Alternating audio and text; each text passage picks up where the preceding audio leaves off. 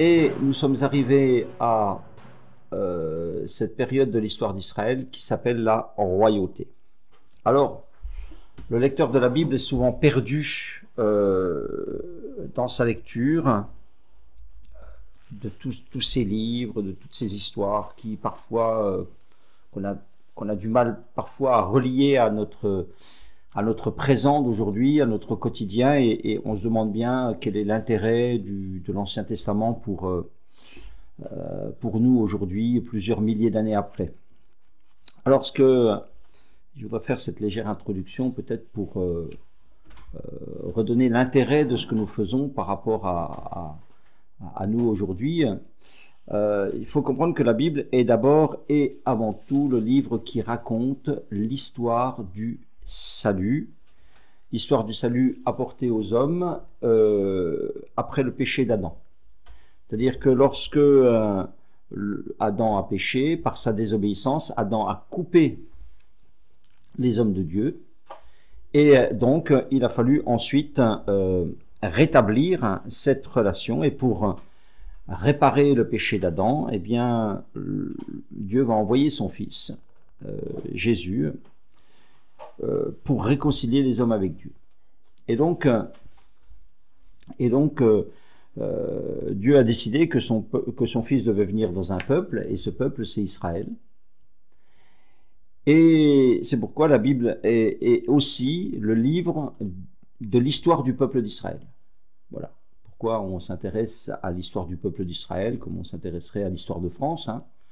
Parce que c'est l'histoire du peuple dans lequel Dieu a décidé de faire venir son Fils pour résoudre le problème du péché qui s'est posé aux hommes après le péché d'Adam. Donc, il suffit, je dirais, de retenir très brièvement que l'histoire d'Israël est la longue préparation de Dieu pour faire venir son Fils sur la terre. D'accord ? L'histoire et ce que nous survolons en ce moment, c'est la longue préparation de Dieu pour faire venir son Fils un jour sur la terre.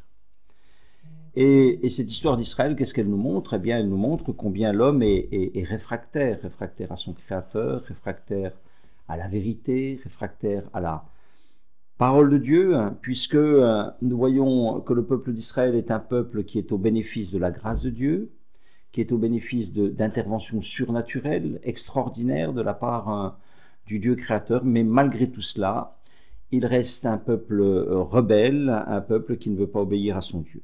Et malgré des siècles de préparation, des siècles et des siècles de préparation, qui donc passent par ce temps de royauté que nous étudions, eh bien nous lirons finalement dans l'évangile de Jean que le Fils de Dieu est venu parmi les siens, et les siens ne l'ont pas reçu. Jean chapitre 1 verset 11.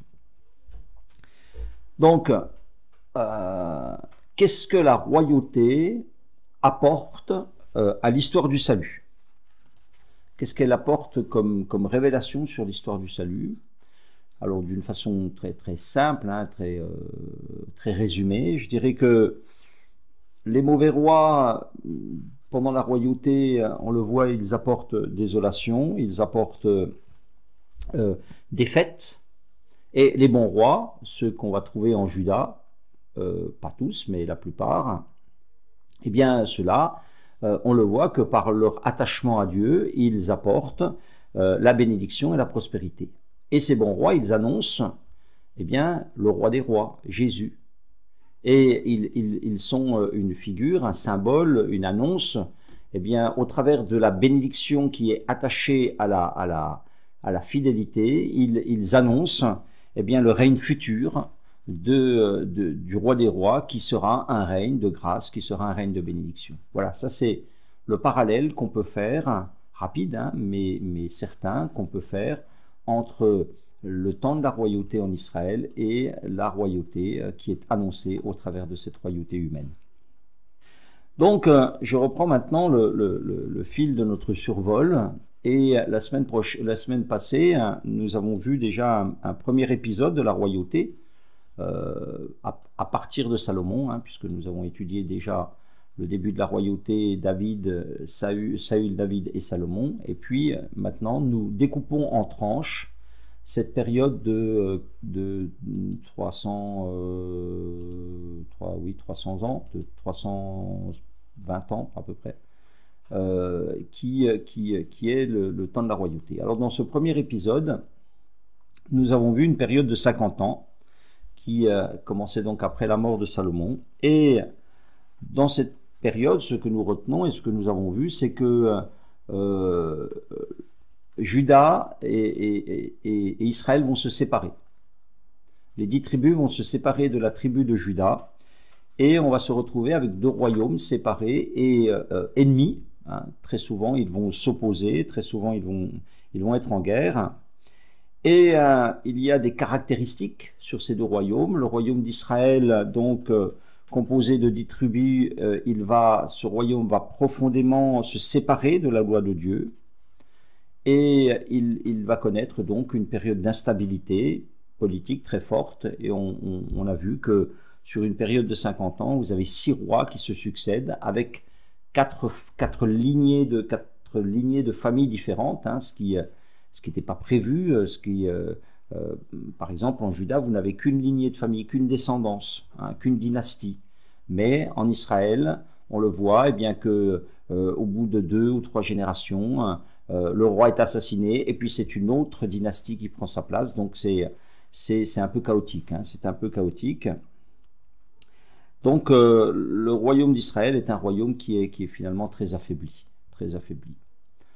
Pourquoi? Parce que personne n'a la légitimité pour être roi. Celui qui l'avait a failli, il s'appelait Jéroboam, et puis ceux qui ont suivi, chacun essaye de prendre le pouvoir et puis de s'installer par la force, et puis ça ne tient pas. De l'autre côté, vous avez le royaume de Juda qui suit notre trajectoire. Là, on y reste attaché à Dieu, pas d'une manière parfaite, mais autant que possible. Et cela entraîne une stabilité, ça entraîne une certaine prospérité. Et dans cette même période, donc de 50 ans, 3 rois se succèdent, tous de la lignée de David. Pourquoi? Parce qu'il y avait une promesse de Dieu qui disait qu'il ne manquera jamais un descendant de David sur le trône, et c'est ce qui arrive, et c'est ce qui arrivera jusqu'à la fin de la royauté. Alors pourquoi il ne devait pas jamais manquer un descendant de David sur le trône? Parce que c'est dans cette lignée que Dieu avait dit que viendrait le Fils de Dieu, dans la lignée de David. Donc Dieu va tout faire pour que cette lignée soit préservée, et avec des hauts et des bas, on le verra, elle tiendra, et c'est par cette lignée-là que Jésus, le Fils de Dieu, viendra finalement sur la terre, et sera d'abord le roi souffrant, puis viendra en roi régnant. Nous l'attendons. Donc, ça c'est ce qu'on a vu la semaine dernière. Nous allons étudier ce soir la période qui suit. Alors ça, c'est une deuxième tranche, une période de 25 ans, avec ici seulement 2 rois. Vous avez ici seulement 2 rois. Un roi pour Israël qui s'appelle Achab, et un roi pour Juda qui s'appelle Josaphat. Alors on va regarder le petit tableau qui permet d'avoir un visuel de ce qui se passe à ce moment-là. Voilà. Donc vous voyez, au-dessus, donc là vous aviez, voilà, ici les 50 premières années. Donc vous voyez en vert, ça veut dire qu'il y a la même famille. Et puis vous voyez du côté d'Israël, vous avez une famille de 2 en bleu, et puis après vous avez Baïchaëla, c'est une autre famille. Après, eh bien, je vous ai mis qu'il y a des assassinats et que les pouvoirs sont renversés par les assassinats. Voilà. Et là maintenant, nous allons à la suite de cela voir, là c'est ce que nous allons voir ce soir, voilà, l'apparition ici d'une nouvelle dynastie, d'une nouvelle famille, une nouvelle maison, qui commence par un dénommé Omri et qui va se poursuivre par Achab, qui va durer 4 générations. Voilà. Alors, les dates que je donne, là, vous avez vu, bon, je vous ai mis première, deuxième tranche dans la colonne de gauche, et puis tout à droite, je vous ai mis les dates. Alors, c'est vraiment des dates, c'est très large, hein, c'est des dates très larges. J'ai volontairement pas voulu être précis à ce niveau-là. Ce que je veux vraiment vous montrer, c'est la période, le siècle ou le quart de siècle dans lequel se déroule cela, pour que vous puissiez vraiment le situer. Hein. C'est vraiment simplifié au maximum.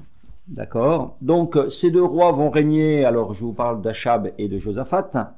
Ils vont régner à peu près en même temps. Josaphat commence son règne 3 ans après Achab et il va le finir 3 ans après lui. Donc, ils vont avoir 17 années de vie commune, enfin de règne commun. Et c'est ces 17 années communes qui sont racontées dans les 10 chapitres que je vous avais proposé de lire, de préparer, et qui sont donc devant nous ce soir. Voilà. Donc pour la période précédente, nous avons vu qu'il y avait guerre entre le royaume de Juda. Très souvent, il y avait guerre entre le royaume de Juda et le royaume d'Israël. Pour cette période, ici, donc de 25 ans, ça va être tout à fait différent. Le texte dit, par exemple, 1 Roi 22, 45, Josaphat fut en paix avec le roi d'Israël. Voilà, ça c'est une caractéristique de cette période. Il va y avoir une paix constante pendant ces 25 ans, pendant ce temps de règne commun. Et non seulement il va y avoir paix, mais il va y avoir alliance. Puisque vous pourrez lire, vous avez dû lire qu'en 2 Chroniques chapitre 18, au verset 1, eh bien, il y a une alliance par mariage entre Josaphat, qui va marier son fils avec une fille d'Achab. Voilà. 2 Rois, chapitre 18, verset 1, et puis aussi au chapitre 21, au verset 6. Et on verra même, à un moment donné, Josaphat et Achab faire une campagne militaire ensemble contre la Syrie. Voilà, ils unissent leurs forces, ils vont ensemble au combat contre le roi de Syrie, et c'est même d'ailleurs dans ce combat-là que Achab perdra la vie. On y reviendra tout à l'heure. Alors, on va voir comment vont évoluer ces deux royaumes pendant cette période. Alors, voyons d'abord la période sous les rois d'Israël, donc ce qui nous est principalement raconté dans le livre des rois. Je rappelle que le livre des rois s'intéresse aux 10 tribus et que le livre des chroniques s'intéresse à la tribu de Juda et qu'ils sont donc complémentaires. Ils nous proposent des regards croisés sur ces deux royaumes. Donc, à la fin de la période précédente, un homme va prendre le pouvoir par la force. Il s'appelle Omri. C'est un chef militaire, c'est un militaire. Et voilà. Alors, on parle généralement assez peu d'Omri.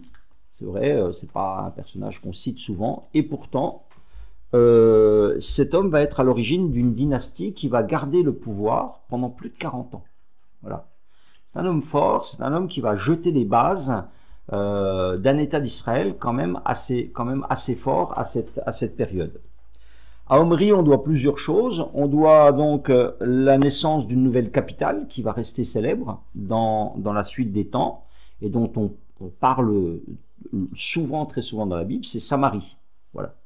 C'est lui qui a acheté une montagne et qui va faire de toutes pièces une capitale, quelque chose de très riche sur cette montagne. Et c'est un moyen pour lui, en centralisant la capitale, on avait parlé du temps de David, de l'importance d'avoir mis la capitale à Jérusalem. Et bien là aussi, c'est important d'avoir mis cette capitale, Samarie, plus au centre des 10 tribus. C'est vraiment quelque chose qui a aidé à la réunification des 10 tribus. Et on lui doit donc aussi, et ce qui va être aussi, qui va avoir des conséquences, on lui doit une alliance avec Tyr et Sidon, avec les Phéniciens. Bon, dans un langage plus compréhensible pour nous, avec le Liban. Et là aussi, il y a un nom qui est très connu dans la Bible, c'est le nom de Jézabel. Il va donc marier son fils Achab à une fille des Sidoniens qui s'appelle Jézabel, et on va voir dans quelques instants les implications très importantes que ça va apporter pour Israël et pour la suite de l'histoire d'Israël. Et puis on lui doit donc un fils qui s'appelle Achab, qui va vraiment définitivement éloigner Israël de Dieu.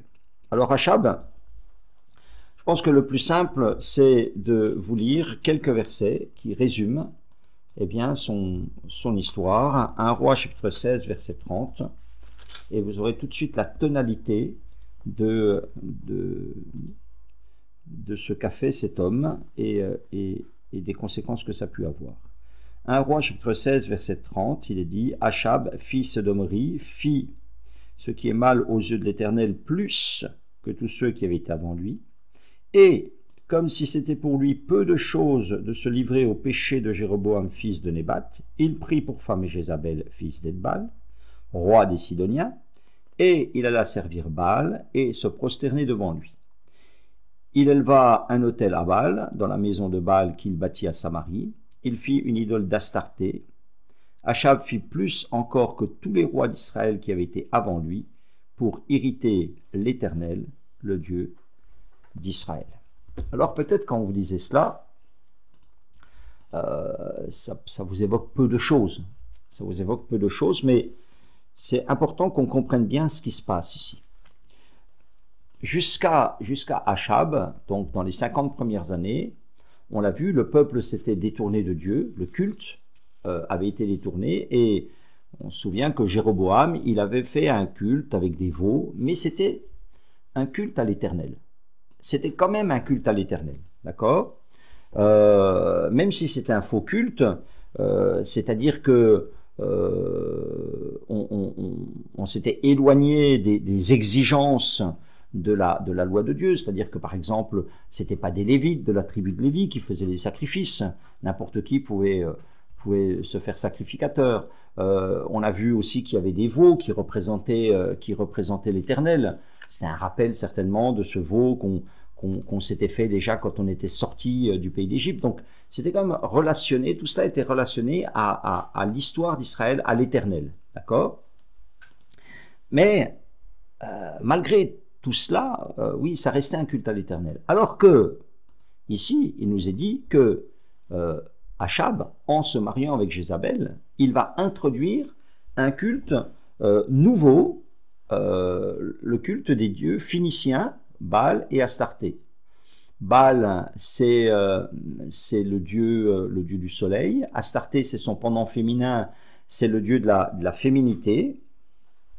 Et ces cultes c'était des orgies. Hein, c'était des orgies. On s'y coupait, on s'y faisait des scarifications, des incisions. Il y avait de la prostitution sacrée.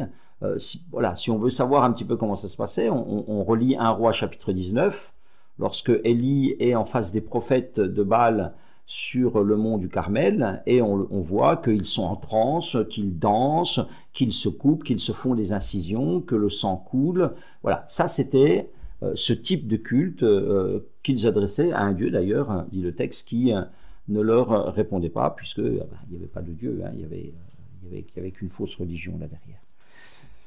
Mais en tous les cas, et c'est ça qui est extrêmement grave, c'est que ça devient la religion officielle et exclusive d'Israël.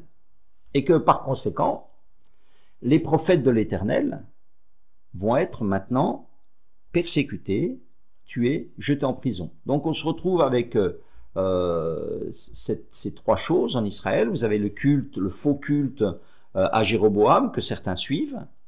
Vous avez les cultes idolâtres de Baal et d'Astarté, et puis vous avez les gens qui s'efforcent encore de vivre la Torah, qui s'efforcent de vivre la loi, mais ceux-là sont persécutés, jetés en prison, doivent se cacher. Par exemple, on lit en 1 Roi 18-13, Jézabel a fait tuer les prophètes de l'Éternel et beaucoup doivent être cachés.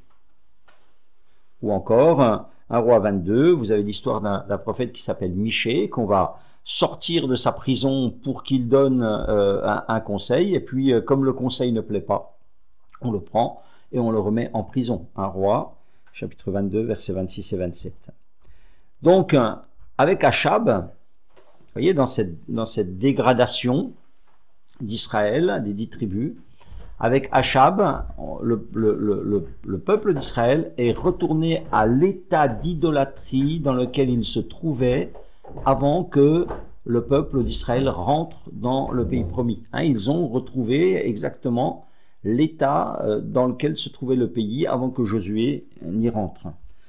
Et vous avez un roi qui est un roi juif, qui nie finalement totalement la loi de Dieu. Et c'est vraiment une période où l'on méprise totalement la parole de Dieu. Peut-être vous avez, si vous avez lu l'histoire, vous avez lu l'histoire de cet homme qui avait une vigne qui s'appelait Naboth. Et voyez, c'est important, quand on replace tout dans son contexte, vous allez comprendre l'importance des histoires qui nous sont racontées. Parce que pourquoi nous raconter l'histoire de cet homme qui avait une vigne et qui va être spolié par le roi Achab? Parce qu'il faut qu'on comprenne ce qui se passe là aussi. Donc ce Naboth là, c'était un homme qui avait une terre qui était contiguë au palais du roi qui se trouvait à Jisraël. En fait, il y avait deux capitales en Israël. Il y avait Samarie, qui était la capitale, je dirais, d'été, c'est sur la montagne, donc là on y allait pendant la période où c'était agréable, et puis en hiver on allait à Jisraël, donc c'était une autre capitale. Là il y avait un palais d'ivoire, etc. Et visiblement Achab veut agrandir son palais, mais pour agrandir son palais, eh bien il voudrait l'agrandir sur une terre qui ne lui appartient pas, qui appartient à Naboth. Donc il veut lui acheter sa terre. Et Naboth lui dit que Dieu me garde, que l'Éternel me garde de donner l'héritage de mes pères. Vous comprenez, on l'avait vu que en Israël, la propriété, c'était quelque chose de sacré. Voilà. Les gens, même les plus pauvres, pouvaient conserver leur terre. C'était leur richesse. On avait vu que tous les 50 ans, automatiquement, la terre revenait à son propriétaire. C'était une loi d'égalité qui existait en Israël. Et donc, la propriété était protégée par la loi. Donc, Naboth ne veut pas vendre l'héritage. Alors, qu'est-ce qui se passe? Eh bien, on voit que le couple royal fait tuer Naboth et ses fils. Ça c'est précisé un peu plus loin dans 2 Rois au chapitre 9 et au verset 26. Et il les spolie, il vole la terre. Et ainsi, on voit que la loi, la parole de Dieu, la justice de la loi, c'est complètement bafoué. C'est-à-dire que finalement, Achab, il répond à l'esprit cananéen, qui est un esprit de possession des terres, où le monarque a tous les droits sur le peuple. C'était pas ça l'esprit de la loi. L'esprit de la loi, il y avait une justice, il y avait une égalité, voilà. Mais tout ça, c'est complètement bafoué, et c'est pour ça que cette histoire de Naboth, elle nous est racontée, pour qu'on voit à quel point, eh bien, on arrive sous le règne d'Achab. C'est une dictature sanglante et impitoyable. De même, dans le même passage, on aurait juste après ce qu'on a lu là tout à l'heure, au chapitre 16 au verset 34, on voit cet homme qui veut reconstruire Jéricho, alors que la parole de Dieu avait dit qu'il ne faudrait pas reconstruire Jéricho, mais il s'entête à reconstruire Jéricho au prix de la vie de ses 2 enfants. Donc on voit que c'est vraiment une période où on n'a aucune crainte de la parole de Dieu, aucun respect de la parole de Dieu. Mais quand on lit, on voit que dans le même temps, il y a une résistance qui s'organise en Israël contre cette déviance, contre cet abandon de la loi de Dieu, et une résistance qui prend plusieurs visages. Alors, il y a des prophètes comme Élie. D'ailleurs, c'est très intéressant. Il est dit au chapitre 16, au verset 34, donc Hiel de Bethel bâtit Jéricho, et il nous est dit que, eh bien, il perd ses fils selon la parole que l'Éternel avait dite par Josué. Voilà, donc il n'obéit pas à cette parole. Et au chapitre 17 commence l'histoire d'Élie le Tishbite. Il est dit la parole de l'Éternel, verset 2, fut adressée à Élie en ces mots, pars d'ici, et on voit un Élie qui lui obéit à la parole de Dieu. Voilà. Il y a donc des gens ici qui ne se mettent pas dans le moule et décident eh bien, d'obéir à la parole de Dieu. Alors, il nous est parlé d'Élie, il nous est parlé d'Abdias, un petit peu plus loin, au chapitre suivant. Abdias est un conseiller, c'est un chef de la maison d'Achab, donc c'est un fonctionnaire hein, de la maison d'Achab, et qui lui aussi est quelqu'un qui, en cachette, œuvre pour l'Éternel. Il s'est dit qu'il a caché des prophètes dans une caverne, qu'il les nourrit en cachette, donc c'est aussi au prix de sa vie, hein, au prix de... voilà, il fait tout un travail de soutien des prophètes de l'Éternel. Vous avez aussi, on le voit dans l'histoire, des prophètes qui restent fidèles à l'Éternel, autres que Élie. Il n'y a pas que Élie. Même si Élie dit « je suis resté moi seul », on voit d'autres prophètes qui interviennent et qui tiennent tête à Achab. Et puis Dieu dira même que dans ce même temps, eh bien, il a 7000 hommes qui n'ont pas fléchi le genou devant Baal. Donc il y a 7000 hommes qui sont restés fidèles à l'Éternel en Israël. Alors 7000, c'est pas beaucoup. Les textes nous disent qu'à cette période-là en Israël, vous avez 1 million ou un peu plus, 1 100 000, je crois, personnes en Israël. Donc 7000, c'est un petit chiffre, mais c'est un reste quand même important sur lequel eh bien, Dieu pourra s'appuyer chaque fois qu'il le voudra. Dans cette période-là aussi, il y a un mouvement qui est aussi un mouvement de résistance, un mouvement de retour à la loi de Dieu qui s'appelle les Récabites. Alors, je ne vais pas en parler maintenant parce que ça serait trop long, mais on aura l'occasion d'en reparler. Mais là aussi, il y a aussi tout un mouvement qui est un mouvement de retour à la loi de Dieu et de vivre la loi de Dieu dans sa simplicité. On y reviendra une prochaine fois. Donc, tout cela nous montre, d'une part, quelle est l'orientation prise par Israël sous la conduite d'Achab. Cela nous montre la grande influence de sa femme Jézabel. Hein. Il nous dit « Et Jézabel, sa femme, l'y excitait ». On voit qu'à un moment donné, Achab est presque gagné par Élie, mais c'est Jézabel qui tout d'un coup, se met à menacer Élie, et Élie est obligé de s'enfuir pour sauver sa vie. Et on voit donc que malgré tout cela, eh bien, il y a quand même des points de résistance, des gens qui veulent rester fidèles à Dieu dans ce marasme et dans cet abandon de la loi de Dieu. Ça, c'est ce qui se passe en Israël. Dans la même période, en Juda, on a donc un roi qui s'appelle Josaphat. Et là aussi, je voudrais simplement vous lire quelques lignes qui vont, comme on a vu ce qui résumait l'action d'Achab, quelques lignes vont suffire à résumer l'action de Josaphat. 2 Chroniques, chapitre 17. On lira verset 1. Josaphat, son fils, régna à sa place, donc la place d'Asa. Il se fortifia contre Israël. Il mit des troupes dans toutes les villes fortes de Juda et des garnisons dans le pays de Juda et dans les villes d'Éphraïm, dont Asa son père s'était emparé.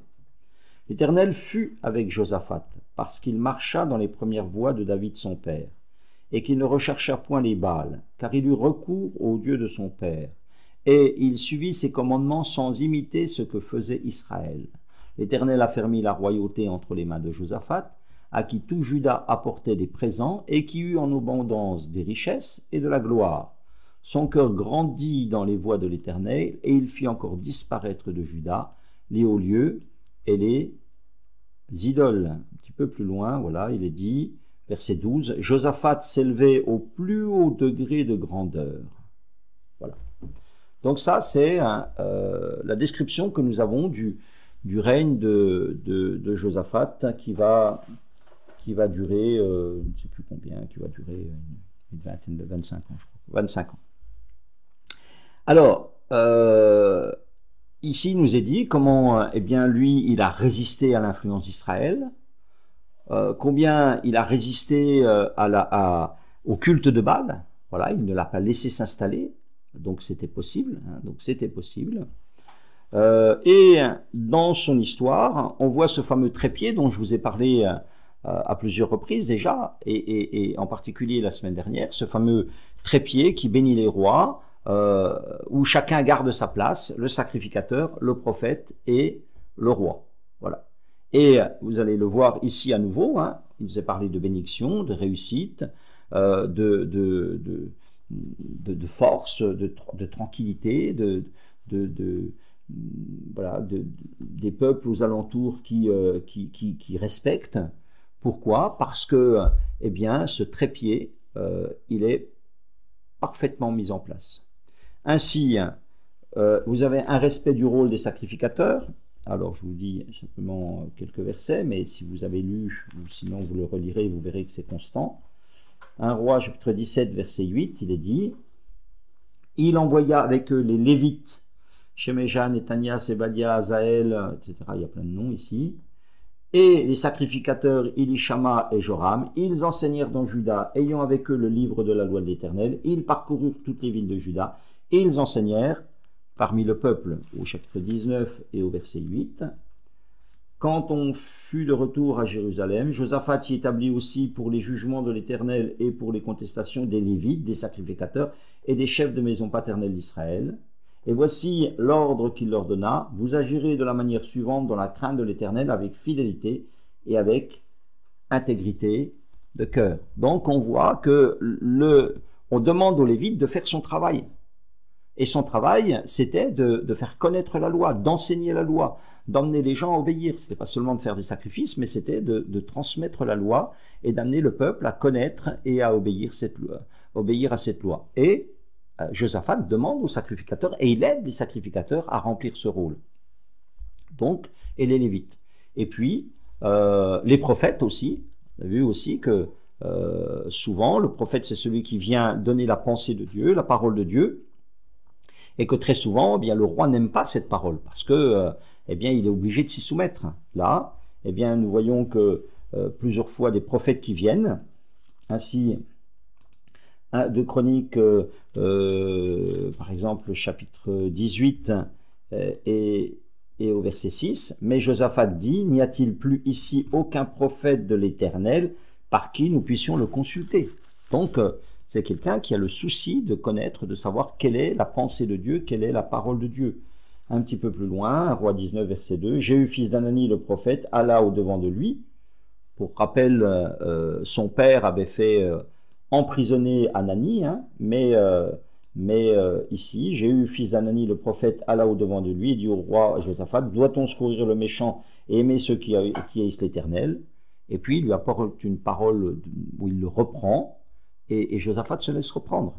Josaphat resta à Jérusalem, dit le texte, ou encore au chapitre 20 et au verset 14, chapitre 20, verset 14, il est dit « L'Esprit de l'Éternel saisit au milieu de l'assemblée Jacaziel, fils de Zacharie, fils de Bénéja, lévite d'entre les fils d'Azaph, et Jacaziel dit « Soyez attentifs, ils ont un énorme problème, ils ont des ennemis qui les entourent, Josaphat dit on va pas pouvoir s'en sortir, on fait pas le poids, mais Dieu, alors ils se réunissent, ils prient, ils invoquent l'Éternel, et Dieu envoie un prophète qui leur apporte une parole de délivrance. On voit, hein, il y a une recherche, une écoute, et le prophète leur dit bah, vous n'allez pas combattre, c'est Dieu qui combattra pour vous, vous allez y aller avec les trompettes, et Josaphat il obéit. Josaphat, il a confiance dans cette parole-là, et puis c'est comme ça, effectivement, que ça se traduit. Donc, vous voyez, ici, un roi qui sait donner à chaque autorité, à chaque pôle, son importance et son rôle, et c'est pour ça que ça fonctionne. Et le jour où, justement, Achab et Josaphat vont se retrouver ensemble et que Achab va lui dire mais écoute viens avec moi te battre contre les Syriens parce que là ils ont une ville qui est à nous et il faudrait qu'on la reprenne. Josaphat va avec lui et ça tourne mal et sur le champ de bataille Achab va mourir et Josaphat est pris à partie, il est attaqué. Il nous a dit qu'il crie à l'Éternel, et l'Éternel le secouru. Et il va lui être dit, parce qu'il s'est trouvé de bonnes choses chez toi et parce que tu as eu à cœur de rechercher l'Éternel. On voit que c'est sa fidélité qui a fait la différence là dans cette situation où les deux rois ont été pris à partie. Voilà, que tout cela, eh bien, ici, nous enseigne pour nos propres vies. On peut en tirer des leçons pour nos propres vies. Notre prophète ou nos prophètes, à nous, qu'est-ce que c'est? C'est la parole de Dieu. C'est la parole de Dieu que nous lisons, c'est la parole de Dieu que nous entendons dans les prédications, par exemple. Et c'est cette parole de Dieu qui parfois nous encourage, mais qui parfois nous reprend, qui parfois nous dit que nous ne sommes pas à la gloire de Dieu, qui nous dit que nous ne nous comportons pas comme nous devrions. Qu'est-ce que nous faisons de cette parole de Dieu? Nous pouvons être des Achab ou nous pouvons être des Josaphat. Nous pouvons être des Achab qui finalement n'accordent aucune importance à la parole de Dieu. Nous pouvons être des Achab, des Josaphat qui prennent à cœur cette parole de Dieu et qui s'efforcent de la mettre en pratique. Et la leçon ici, c'est que ce que nous ferons de la parole de Dieu fera la différence sur le long terme. Et ça a fait la différence. Ça fait la différence sur le long terme entre Israël, qui très rapidement partira en déportation, et Juda, qui connaîtra encore eh bien, de nombreuses grâces et de nombreuses bénédictions. Voilà, ça c'était pour ce parallèle entre Israël et Juda pendant cette période. J'aimerais qu'on s'intéresse aussi à cette alliance que Josaphat va faire avec Achab. 2 Chroniques, chapitre 18, verset 2. Je vais lire le verset. Il est dit, au bout de quelques années, il descendit auprès d'Achab à Samarie, et, alors c'est au verset 1, Josaphat eut en abondance des richesses de la gloire, et il s'allia par mariage avec Achab. Alors on peut s'étonner de cela, et c'est vrai que c'est étonnant. C'est vrai que c'est étonnant. Pourquoi un homme comme Josaphat, qui est proche de la loi de Dieu, qui est un résistant au culte de Baal, pourquoi est-ce qu'il en vient à faire une alliance avec Achab par le mariage?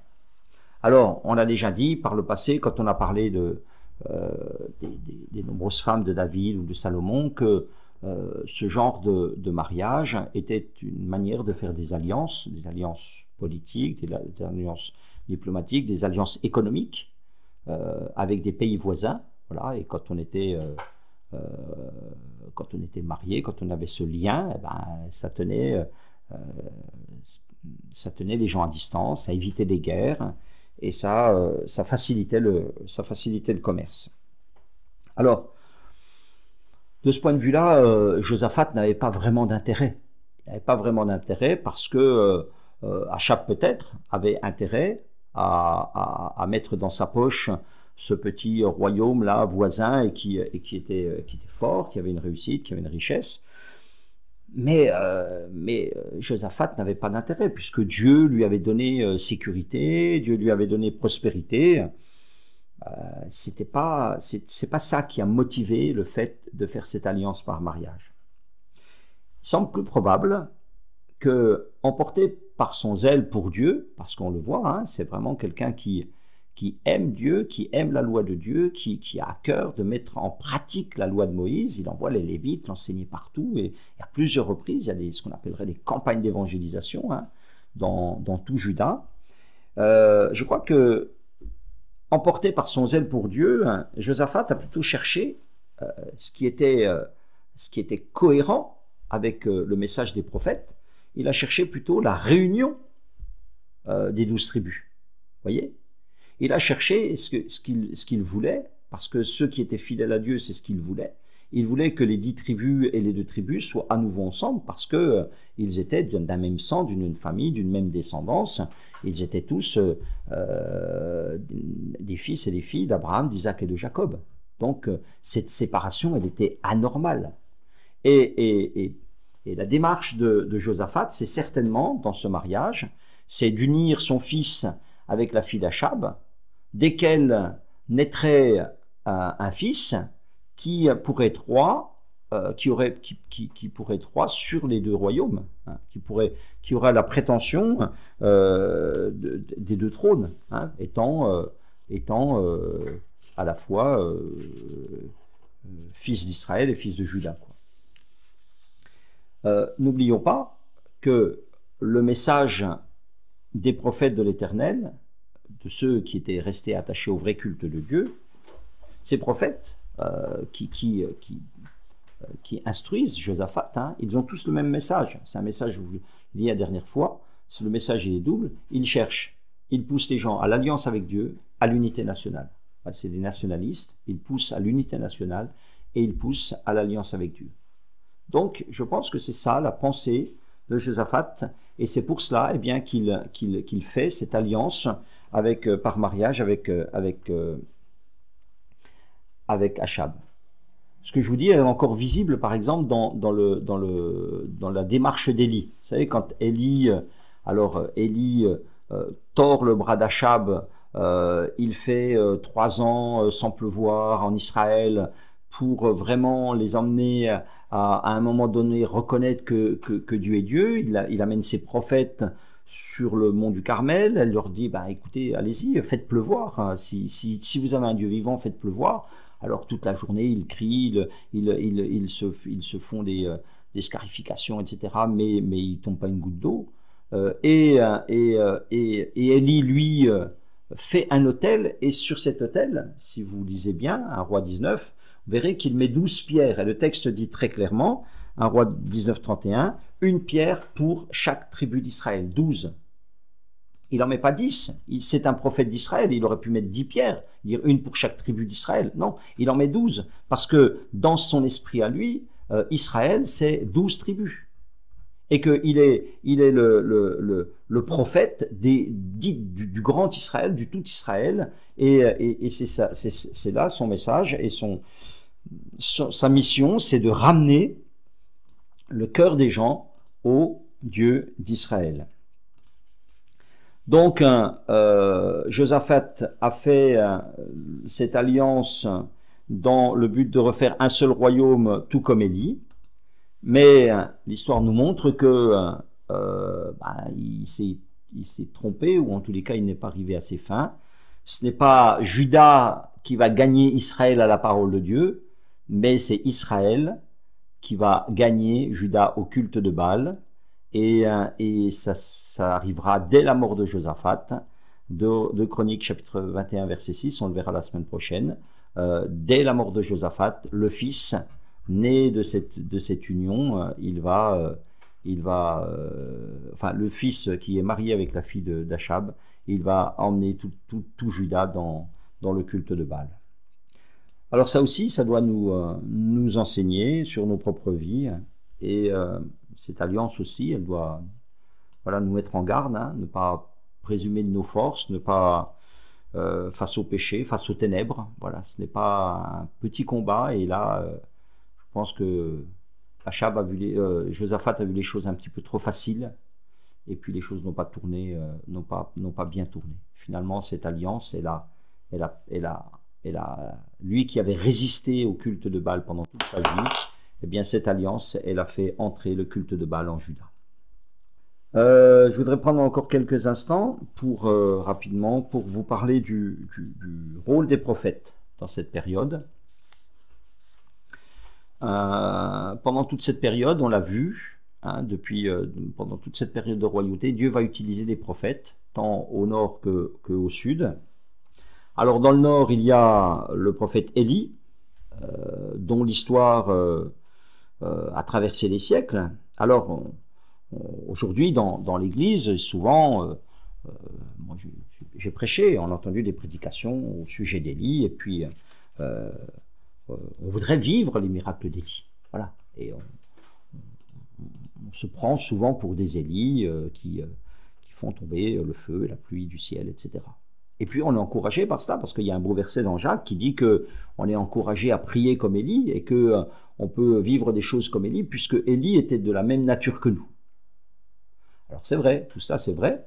C'est vrai que Élie était de la même nature que nous, et que, voilà, et souvent, donc on a cette foi, on voudrait nous donner cette foi que on peut ouvrir le ciel et fermer le ciel comme Élie.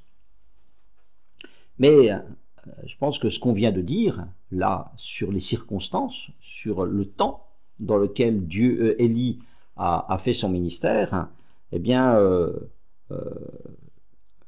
voilà, donne une autre perspective aux choses. D'accord? Ça veut dire quoi? Ça veut dire que, eh bien, Élie a agi et il a été grandement soutenu par Dieu, mais d'abord, il y avait de sa part une consécration sans faille, et puis il y avait en face de lui une véritable menace de grand danger, une véritable opposition. Et que donc, son surnaturel était proportionnel au risque de sa mission. D'accord? Et donc, si on veut s'identifier à Élie et vivre de grandes choses avec, bien, je crois que on va pas vivre des choses aussi extraordinaires que Élie si on reste dans nos fauteuils et devant nos écrans. Vous voyez? Par contre, effectivement, si on s'engage à ramener des âmes à Christ, comme lui s'était engagé pour ramener le cœur d'Israël au Dieu d'Israël, un roi 1836, alors, oui, nous verrons aussi la puissance de Dieu et la puissance du Dieu d'Élie dans nos vies. D'accord? Donc ça c'est important, c'est une leçon, hein, c'est une leçon que on doit toujours replacer les histoires de la Bible dans leur contexte pour pouvoir en faire une juste application dans nos vies. Voilà, et que voilà, il ne suffit pas de se dire on est comme Élie pour que on vive les mêmes choses qu'Élie, quoi. Hein, il ne faut pas se le dire, c'est vraiment, on voit que Élie il est vraiment monté au créneau. Il a vécu vraiment une opposition. Il risquait sa vie pour l'annonce de la parole de Dieu. Et que c'est dans ce contexte-là que Dieu lui permettait de vivre des choses extraordinaires. Voilà. Et que, voilà, si nous voulons vivre des choses à la mesure d'Élie, ce sera aussi proportionnellement à l'opposition que nous aurons quand nous annonçons l'Évangile. Alors ça c'est un prophète du Nord, Élie. Dans le Nord il y a encore d'autres prophètes qui vont intervenir, des prophètes anonymes. L'Écriture ne donne pas leur nom, mais vous avez à un moment donné Achab et il y a un siège de Samarie, donc Achab est pris dans le siège, les Syriens sont venus, et puis Achab est prêt de se rendre parce qu'il ne voit pas d'issue. Et puis il y a dans Samarie là, des prophètes qui viennent vers lui et qui disent l'Éternel va te délivrer. L'Éternel va te délivrer. Alors il dit mais comment? Et les prophètes lui disent comment il doit faire, qui doit sortir à l'attaque, etc. Et puis ils obéissent aux prophètes de l'Éternel et effectivement ils sont délivrés. Et l'année d'après, les Syriens reviennent et les prophètes disent les Syriens reviendront l'année prochaine et il faudra que tu te prépares. Et c'est ce qui se passe. Et là à nouveau, eh bien, il y a le secours de l'Éternel.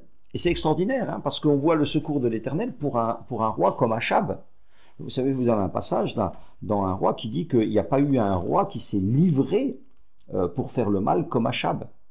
Mais c'est étonnant comme Dieu lui fait grâce, comme Dieu intervient encore dans sa vie. Vous avez, par exemple, à un moment donné, Élie va voir Achab et lui annonce le jugement qui va venir sur lui, sur sa maison, à cause de son mauvais comportement. Et l'Écriture nous dit que Achab se repent. Il s'humilie. Et Dieu a cette parole, il dit à Élie, est-ce que tu as vu comment Achab s'est humilié? Puisqu'il s'est humilié ainsi, je ne ferai pas venir le jugement pendant le malheur pendant sa vie. Donc on voit un Dieu qui repousse le jugement annoncé, on voit un Dieu qui espère encore et toujours un retour d'Israël, on voit un Dieu qui n'écrase pas le roseau, qui n'éteint pas le lumignon qui fume, et qui espère encore peut-être un revirement d'Achab. Il a essayé de bien des manières sans finalement y être arrivé. Dans le Nord, vous avez encore un autre prophète qui interviendra de la part de Dieu, il s'appelle Michée. avant qu'ils aillent à Ramoth en Galade, et ce prophète veut dissuader Achab de monter faire la guerre. Il dit, ben, tu n'en reviendras pas vivant. Et Achab fait mettre Mich en prison. Il croit quand même cette parole, puisqu'il nous a dit qu'il se déguise pour aller au combat. Il sait que les prophètes de l'Éternel ont une parole qui est juste. Il se déguise, mais ça ne suffira pas. Et il sera quand même tué là sur son char, et il mourra, comme la parole de l'Éternel lui avait dit. Donc on voit eh bien, cette omniprésence des prophètes. Voilà, et on voit, cette période nous rappelle que les prophètes remplissent les fonctions d'investiture et de déchéance. Lorsque Élie, après ce qu'on appelle sa dépression, revient du mont Horeb, Dieu lui dit cette chose, je peux vous le lire, c'est important. 1 Roi 19,15, l'Éternel lui dit, va, reprends ton chemin par le désert jusqu'à Damas.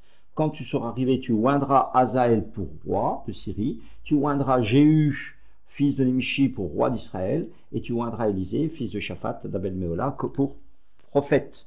Hein, on voit que c'est au travers des prophètes que les rois sont faits, et sont défaits. En tous les cas, que Dieu annonce aux rois qu'ils sont faits ou qu'ils sont défaits. Les prophètes sont ce canal par lequel Dieu fait connaître ses projets, ses intentions.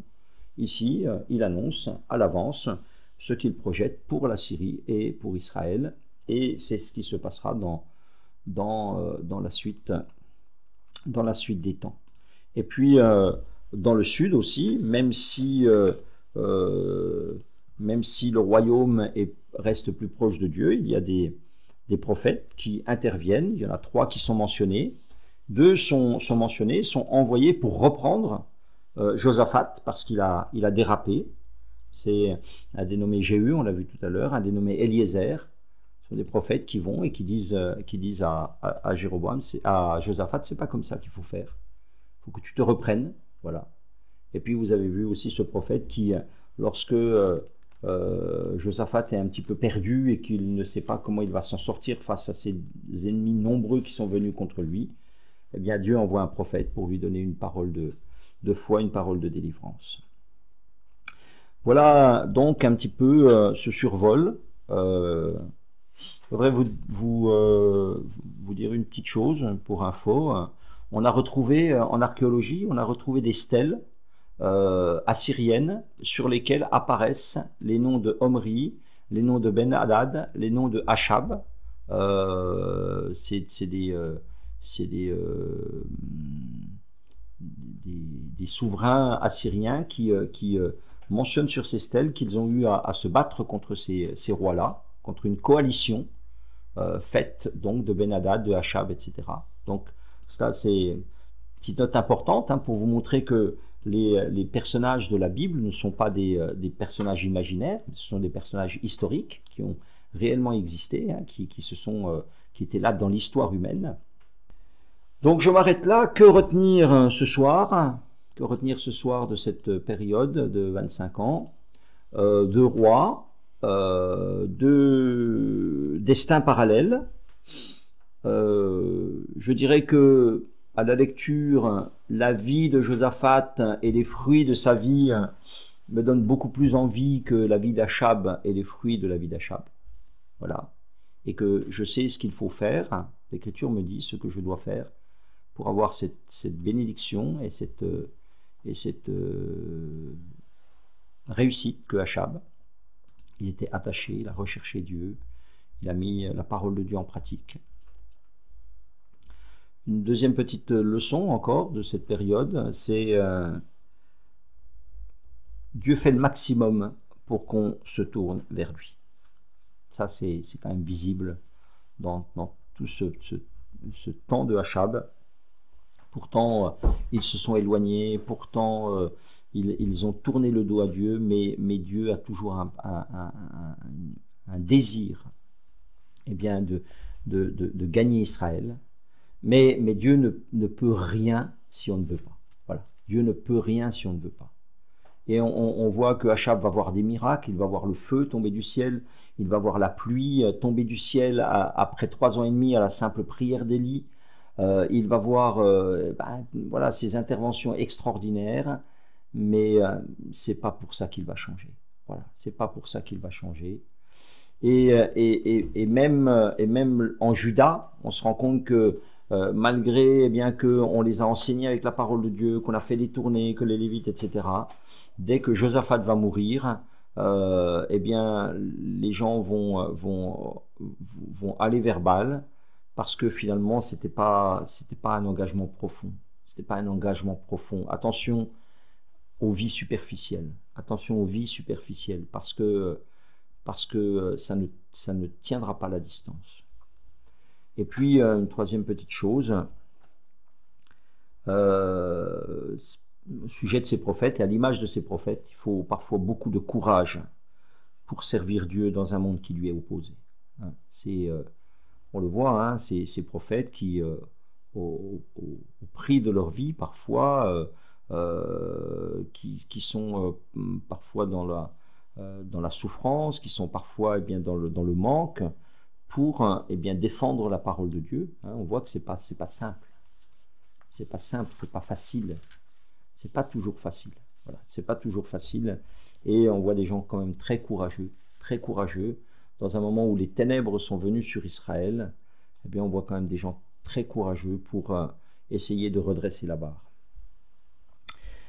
Voilà ce que je voulais et ce que je pouvais vous partager ce soir sur cette période.